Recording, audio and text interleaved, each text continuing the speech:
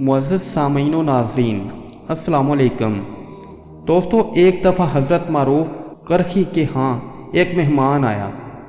یہ شخص نہایت ضعیف العمر تھا اور طرح طرح کے عوارض میں مبتلا تھا۔ اس پر مستضعیہ کے نہایت درشت مزاج اور چڑچڑا تھا۔ رات بھر کراہتا رہتا تھا اور لوگوں کو ستاتا رہتا تھا۔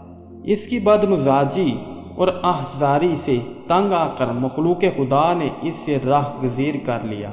ہاں، اگر کوئی شخص چین بچین ہوئے بغیر دن رات اس کی خدمت میں کمر بستہ تھا تو وہ اس معروف کرخی رحمۃ اللہ علیہ تھے۔ وہ بوڑھے مہمان کے آرام کی خاطر ساری رات جاگتے رہتے۔ اس طرح ان کو کئی راتیں مسلسل جاگتے ہوئے گزر گئی۔ ایک رات تھوڑی دیر کے لیے ان کی آنکھ لگ گئی۔ بوڑھے نے فوراً انہیں کوسنا شروع کر دیا اور متکبر، فریبی، مکار، دین فروش غرض جو منہ میں آیا کہہ دیا۔ حضرت معروف کرخی رحمۃ اللہ علیہ نے نہایت تحمل سے ان کی باتیں سنی، کوئی جواب نہ دیا، لیکن ان کی اہلیہ کو اس مہمان کی بکواس پسند نہ آئی اور انہوں نے معروف سے کہا کہ یہ بوڑھا سخت کمینہ اور احسان فراموش ہے۔